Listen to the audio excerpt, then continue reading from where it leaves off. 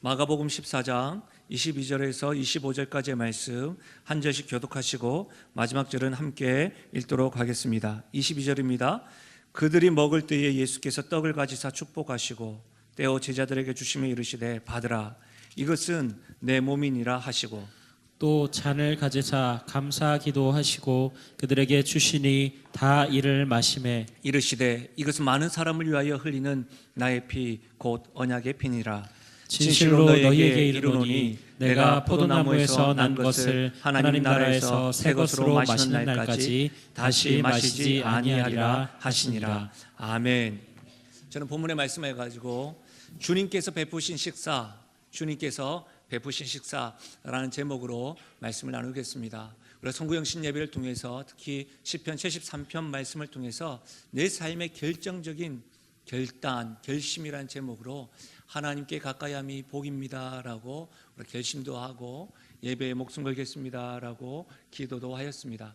우리 하나님 마음으로 옆에 분들에게 이렇게 축복하실까요? 하나님께 가까이함이 복입니다. 좀 터치도 좀 하시고 얼굴도 보시고요. 예. 제가 볼 때 우리 성도님들 굉장히 수줍음이 많으세요. 이렇게 제가 인사하라고 하면 하나님께 저만 보고 하시는 것 같아요. 저만 보고. 감사합니다. 예. 여러분 연초이기 때문에 식사 초대와 가족 모임이 많으시죠. 어떠세요? 저는 개인적으로 식사 초대를 받으면 두 가지의 마음이 있어요. 첫 번째, 부담스럽다. 예. 그런 게 좀 있어요. 예. 두 번째로는 기대가 되기도 합니다. 그렇죠. 그냥 그래요. 뭐 좋고 나쁘고가 아니라 그냥 두 가지 마음이 딱 드는 것 같아요. 만약에 여러분 주님께서요 여러분에게 식사를 베푸신다고 한다면 여러분은 어떤 마음이 드십니까? 부담스럽다, 아니면 기대가 돼. 어떠세요? 우리는 지금 계속해서 마가복음을 통해서 예수님에 대해서 올해에도 배우게 되는데요, 여러분 예수님께서는 3년간 공생의 기간을 통해서 많은 사람들을 가르치시고 병약한 자들을 고치시고 또 하나님 나라에 대해서 수없이 전파하셨습니다. 그리고 거기에 온 힘을 기울이셨어요. 가르치시고 고치시고 전파하시는 일이에요. 요한복음 21장 25절에는 이렇게 기록되어져 있는데요, 예수께서 행하신 일이 이외에도 많으니 만일 낱낱이 기록된다면 이 세상이라도 이 기록된 책을 두기에 부족할 줄 아노라. 무슨 말이냐면 사도 요한은 요한복음을 통해서 이렇게 말하는 것이죠. 예수님께서 행하신 일, 가르치시고 고치시고 전파하시는 일, 우리가 지금 들고 있는 성경에 기록된 것 외에도 더 헤아릴 수 없을 만큼 많다는 것입니다. 너무너무 많다는 거예요. 다 기록할 수 없다는 것이죠. 그런데요, 더욱이 예수님께서 십자가 지시기 전에 일주일간의 그 삶을 집중적으로 복음서라고 하는 마태복음, 마가복음, 누가복음, 요한복음에는 그것에 대해서 집중적으로 기록하고 있습니다. 요한복음은 총 21장입니다. 그런데 요한복음 11장부터는요, 우리가 흔히 순환기간, 고난주간이라고 하는 예수님께서 십자가 지시기 전 일주일 기간이 11장부터 기록되어져 있어요. 우리가 지금 배우고 있는 마가복음 16장도 마찬가지입니다. 11장 이후부터 예수님께서 십자가 지시기 전 일주일간에 주목하고 있습니다. 그래서 우리들에게 지금 들려주고 있는 것이죠. 왜일까요? 이와 같은 뜻이 있을까요? 여러분, 우리가 신앙한다고 할 때 신앙이 무엇입니까? 신앙한다고 할 때 단지 예배만 드리는 것입니까? 신앙한다고 하는 것은 이것이죠. 예수님을 알고 예수님을 믿는 것입니다. 예수님을 알고 내가 예수님을 믿는 대로 살아가는 것이 신앙하는 것이죠. 그런데 예수님의 일주일의 사역과 삶을 집약적으로 성경은 그것을 기록하고 우리에게 들려주고 있다는 것이죠. 그렇다면 신앙한다, 예수님을 알고 예수님을 믿는다고 말하는 우리 성도라는 이름을 가진 우리들은 다른 그 어떤 것보다 예수님의 행적을 하나하나 살펴보면서 그 의미를 이해하고 깨닫는 것이 굉장히 중요하다는 것이죠. 새해를 준비하면서 저에게 여러 가지 갈등이 있었습니다. 그 갈등 가운데 하나가 뭐였냐면 2019년 새해가 시작되면서 마가복음 우선 접어놓고 다음 기회에 또 하고 새로운 주제, 흔히 말하는 신선한 주제를 가지고 여러분들과 말씀을 나누고 싶었습니다. 그런데 말씀을 읽고 또 묵상하고 기도하면서 이런 말씀이 생각나는 거예요. 참으로 예수님께서 주목하고 하나님께서 우리에게 들려주고 싶은 이 이야기에 대해서 우리가 좀 더 살펴보면서 집중해야 되겠구나. 그래서 여러분, 죄송합니다. 올해도 마가복음을 계속해서 진행하려고 합니다. 근데 얼마 남지 않았습니다. 16장까지니까요. 근데 여러분, 순환기간이라고 불리는 일주일간의 예수님 모습의 핵심은요, 이겁니다. 한번 따라 하실까요? 십자가와 부활. 십자가와 부활입니다. 매 순간 이것을 염두에 두고 살펴봐야 됩니다. 그러니까 마가복음 11장부터 계속해서 예수님의 행적을 살펴볼 때마다, 가르침을 살펴볼 때마다 우리는 어떤 것을 기억해야 된다고요? 십자가 부활을 염두에 두고 주목해야 됩니다. 오늘 말씀도 마찬가지입니다. 흔히 오늘 말씀은 우리가 최후의 만찬이라고 일컫는 말씀입니다. 우리는 이 최후의 만찬을 통해서도 십자가와 부활에 대한 이 핵심의 복음을 귀 기울여야 됩니다.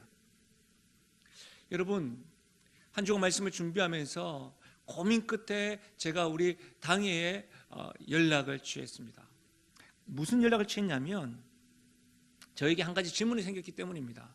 어떤 거냐면 흔히 말하는 성찬이라는 부분들, 우리가 성찬식을 준비했는데요, 성찬이라는 부분들을 내가 얼마나 잘 알고 있는가, 성도들은 이 성찬에 대한 의미를 정말 바르게 깨닫고 있을까라고 하는 질문이 생기더라는 것이죠.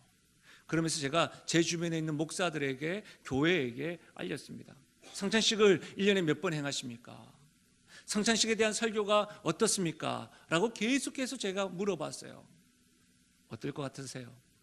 여러분의 예상과도 같이 대부분의 교회는, 우리 교회도 포함합니다, 1년에 2번, 많으면 3번 이렇게 성찬식을 하더라고요. 우리 교회 정도의 규모고 더 큰 규모는 여러분 예배 시간이 너무너무 협소해요. 예배 시간이 너무너무 급해요. 흔히 말하면 시간이 짧다는 것이죠. 요즘에 드라마가 1부, 2부로 해가지고 1시간 반 시간인 줄 아십니까? 근데 이상하게 예배 시간은 1시간만 넘어버리면 우리가 이상하게 좀 간지러요. 심지어는 송구 영신 예배 때도 우리가 하나님 앞에 송구하고 영신 예배 드릴 때에 성찬식을 거행했는데요, 거행할 때에 아이고 성찬식 하니까 예배가 너무 길다라고 하는 분들도 있었습니다. 충분히 이해가 됩니다. 그래서 아마 많은 교회가 이 성찬식을 많이 행하지 않는 것 같습니다. 우리 큰아이가 자기 입으로 예수님을 구주로 시인을 하고 입교를 받았습니다. 입교를 받으면서 가장 즐거워했고 기뻐했던 이유가 하나가 성찬식에 참여할 수 있는 것이었습니다. 그래서 둘째가 나도 성찬식에 참여하고 싶어, 그래서 빨리 입교 받고 싶어. 그래서 제가 물었습니다. 왜 성찬식에 참여하고 싶어? 포도주 먹고 싶어, 포도주. 그러더라고요. 여러분 어떠십니까? 어떤 의미에서 우리가 포도주, 음료와 떡을 먹는 날이기도 합니다. 그러나 여러분, 저는 여러분에게 정중히 질문드립니다. 여러분은 성찬의 의미를 아십니까? 아니면 정말 여러분 신앙생활 해오시다가 그냥 교회에서 하는 대로 참여하시고 감사하십니까? 제가 그래서 당회에 요청을 했습니다. 본문 중심으로 순서대로 말씀을 준비하는데 딱 성찬에 대한 본문인데 제 마음에 계속해서 이것을 말씀을 듣고 찬양하기 이전에 우리가 이 말씀을 기억하면서 성찬을 집행을 하고 적용을 하면 이 말씀이 더 살아서 우리에게 성령께서 역사하실 것 같습니다. 그래서 성구영신 예배 때도 하였지만 우리 성찬식을 준비하면 어떨까요? 기도하면서 우리 함께 이렇게 준비했습니다. 혹여라도 성찬상을 보시고 질문하시고 고민되시는 분은 그런 이유로 저희들이 준비한 것입니다. 어쨌든 여러분 이제는 성찬식에 대한 말씀을 좀 살펴보려고 하는데요, 우리가 지난주에 살펴보았는데 12절에는 이렇게 시작합니다. 무교절의 첫날 곧 유월절 양 잡는 날에 제자들이 예수께 여짜오되 우리가 어디로 가서 선생님께서 유월절 음식을 잡수시게 준비하기를 원하시나이까 하며.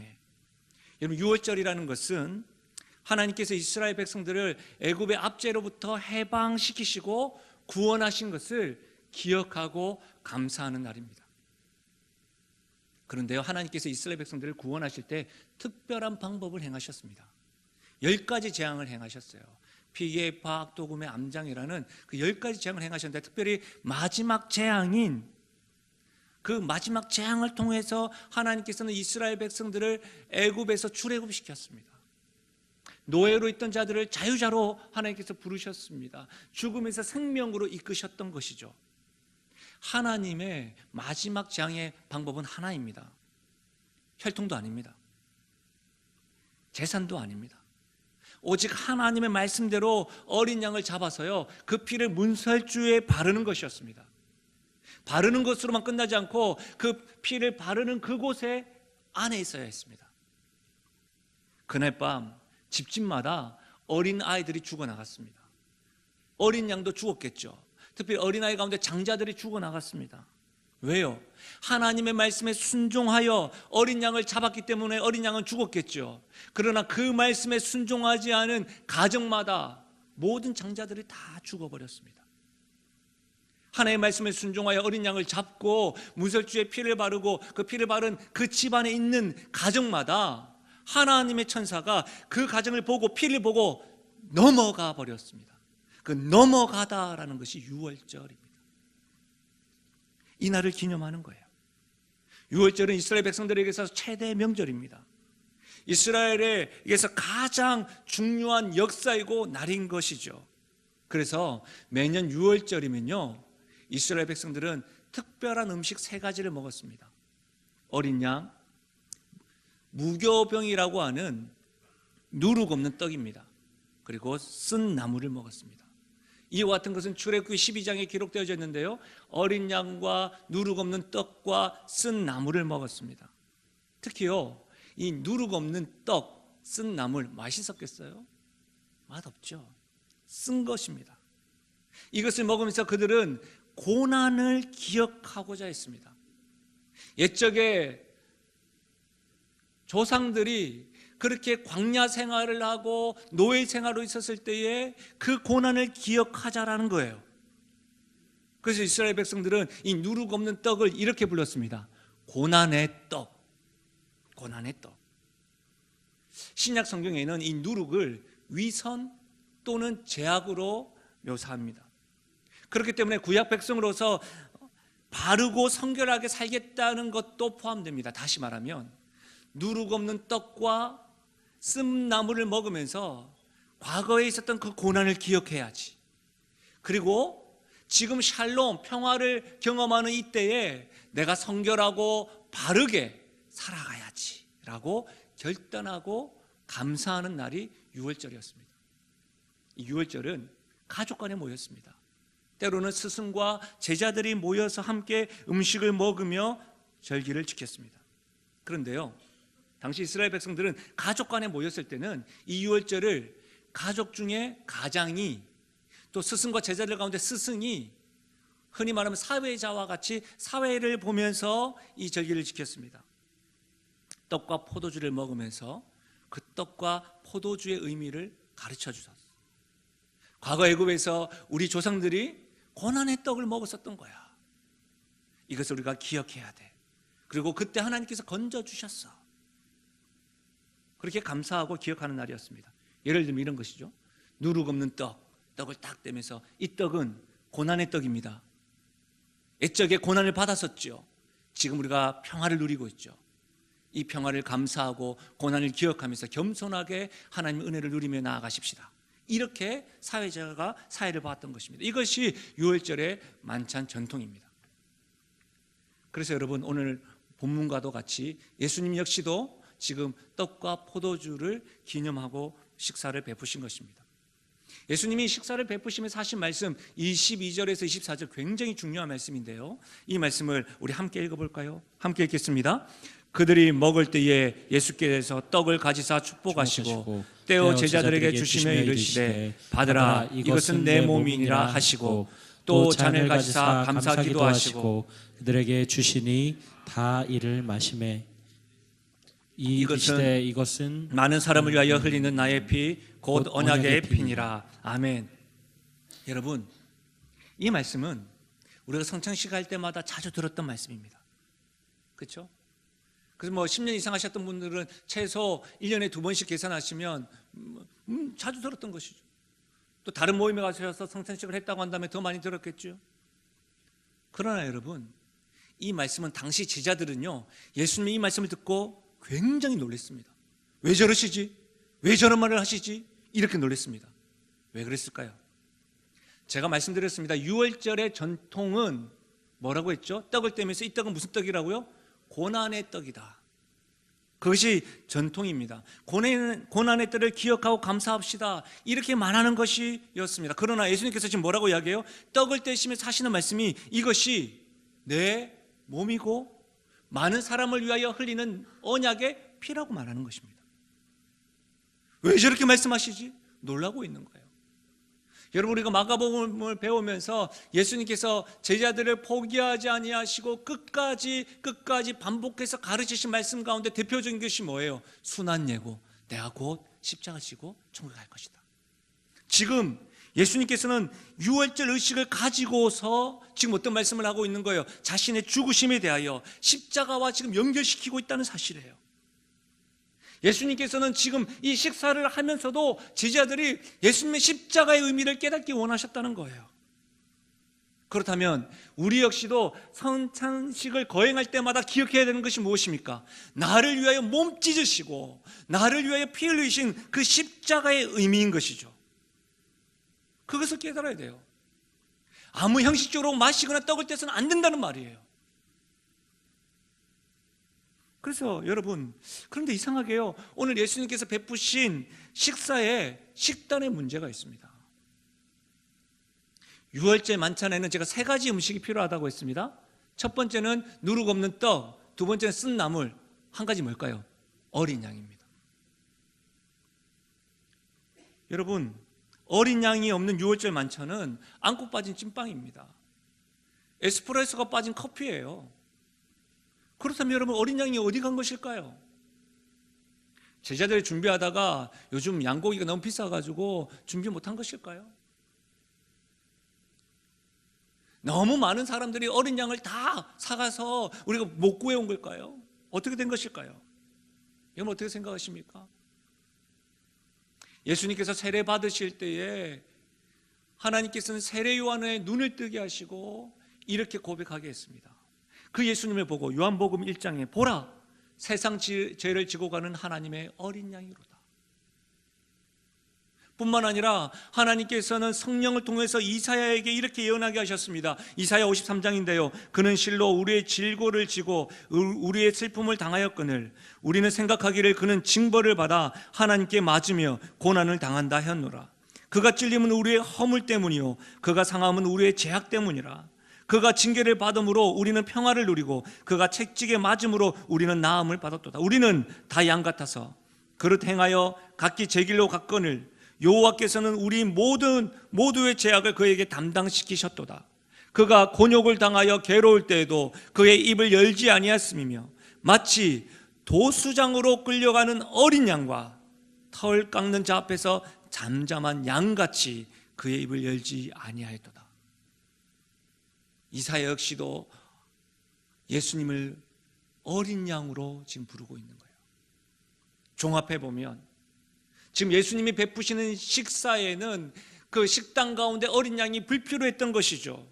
왜냐하면 세례 요한이 말한 하나님의 어린 양이 예수님이시고 이사야의 선지자를 통해서 하나님의 어린 양이 바로 예수님이기 때문입니다. 그래서 예수님은 떡과 포도주, 자신의 살과 피를 여러분 베푸시면서 어떻게 해요? 어린 양 되는 본인이 지금 함께하고 있는 거예요. 저는 여러분이 성찬할 때뿐만 아니라 이 자리에 있는 모든 분들이 나를 위하여서 피 흘리시고 십자가에 죽으신 그 하나님의 어린 양이 예수님이라는 사실을 입으로 뿐만 아니라 여러분의 삶으로 고백되어지는 일들이 일어나기를 주의 이름으로 축복합니다. 예수님께서 베푸신 식사를 통해 우리는 흔히 최후의 만찬으로 알고 있습니다. 성찬식의 의미는 다른 어떤 것이 아니라 예수님께서 우리를 위한 하나님의 어린 양이 되셔서 살 찢으시고 피 흘리심으로 십자가의 형벌을 받음으로 우리의 구원자가 되셨다, 이것을 깨닫고 아는 시간이 바로 성찬식을 하는 이유이고 의미인 것이죠. 저는 짧은 시간 하나하나 살펴보면서 깊이는 알지 못하지만 크게 4가지의 대지로 좀 이 성찬에 대해서 좀 더 알려고 하는데, 첫 번째는 이거예요. 십자가의 사랑을 기억해야 합니다. 성찬에 대한 복음서의 말씀이 마태복음, 마가복음, 누가복음, 요한복음 다 기록되어져 있다고 했는데요. 누가복음 22장에 보면 또 떡을 가져 감사 기도하시고 떼어 그들에게 주시며 이르시되 이것은 너희를 위하여 주는 내 몸이라. 너희가 이를 행하여 나를 기념하라. 나를 기념하라. 고린도전서 11장에도 나를 기념하라 라고 되어져 있어요. 무슨 말이에요? 우린 떡을 먹을 때마다 예수님께서 나를 위하여 몸 찢으신 것을 기억해야 합니다. 내가 잔을 마실 때마다 나를 위해서 피 흘리신 주님을 기념하고 기억해야 합니다. 그래서 선창시 때 제가 여러분에게 실물로 보여주는 거예요. 빵을 찢으면서 주님의 몸이 찢어진 것을 보여드리는 거예요. 십자가상에서 피 흘리신 것을 이렇게 잔에 부으면서 여러분에게 피 흘리신 그 주님의 모습을 보여주는 거예요. 우린 선찬식을 생각할 때마다 기억해야 합니다. 나를 위한 몸 찢으심과 나를 위한 피 흘리심을 기억해야 합니다. 두 번째로는 예수님과 관계를 맺지 않으면 그 사랑을 누릴 수가 없습니다. 십자가의 사랑은 예수님과 관계를 맺는 사람만, 맺은 사람만 누릴 수 있다는 거예요. 22절에 예수님이 이렇게 말씀하시죠. 떡을 가지사 축복하시고 제자들에게 주시며 이르시되 이것이 내 몸이다. 그리고 어떻게 해요? 받으라. 많은 이를 위하여 흘린 내 피다. 받으라 라고 말하는 거예요.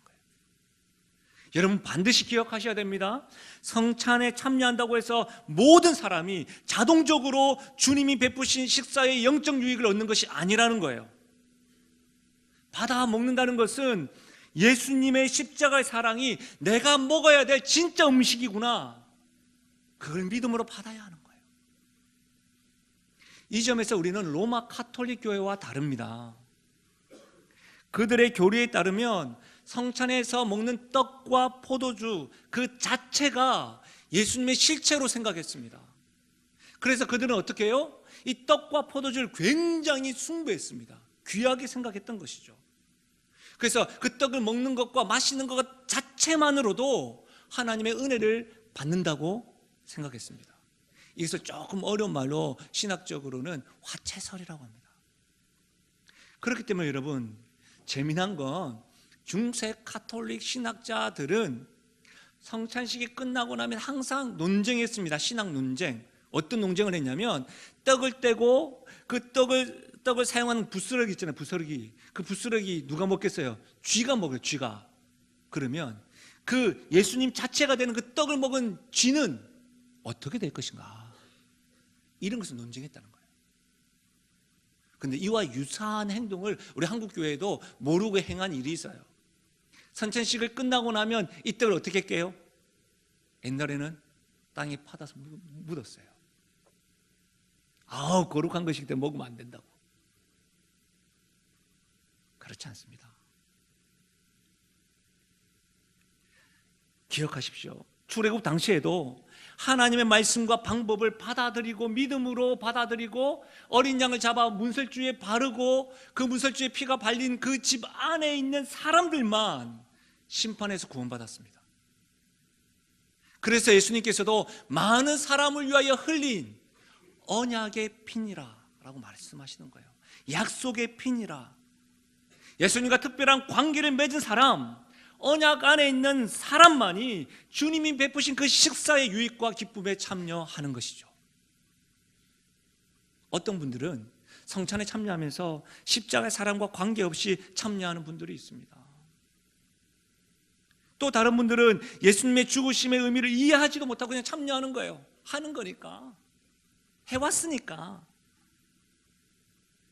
그리고 또 어떤 분들은 십자가의 사랑을 이해합니다. 그 사랑에 감격하고 감사하지만 지금은 그 사랑이 느끼지 못하고 전혀 누리지 못하는 분들도 참여합니다.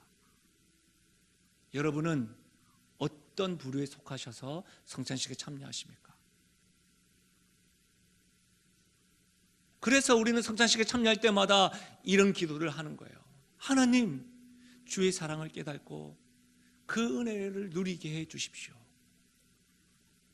살과 떡과 잔을 마시면서 하나님, 주님이 나를 위하여 몸 찢으시고 피 흘리신 그 사랑에 감격하게 해 주십시오. 그 사랑이 지금도 변함없음을 깨닫게 해 주십시오라고 기도하며 먹는 것입니다. 그냥 성찬식 때는 갈보리 산 위에 그 찬양을 무조건 불러야 돼요. 그런 거 아닙니다. 분명히 아셔야 됩니다. 오늘 성찬식을 거행할 때도 저는 여러분에게 정중히 부탁드립니다. 우리를 위하여 몸 찢으시고 피 흘리신 그 주님의 십자가의 사랑을 깨닫고 누리시기를 주의 이름으로 축원합니다. 세 번째로는 여러분, 성찬을 할 때 영적 가족이 형성됩니다. 유월절은 대체로 가족 만찬으로 진행되었습니다. 예수님께서 지금 가족도 아니지만 제자들과 함께 이 일을 진행하시면서 여러분, 새로운 구조가, 새로운 식구를 형성하고 있는 것이죠. 우리가 마가복음을 배우면서 너무 오래전에 배워서 예수님께서 생각하시는 가족의 구성 요소 3장 35절에 누구든지 하나님의 뜻대로 행하는 자가 내 형제요 자매요 어머니이니라. 그래서 교회는 분파가 있으면 안 되는 거예요. 누구파 그렇지 않습니다. 팀 켈러 목사님이라는 분이 계신데 그의 저서에서는 이렇게 말하고 있습니다. 한 저자는 이런 글을 썼다.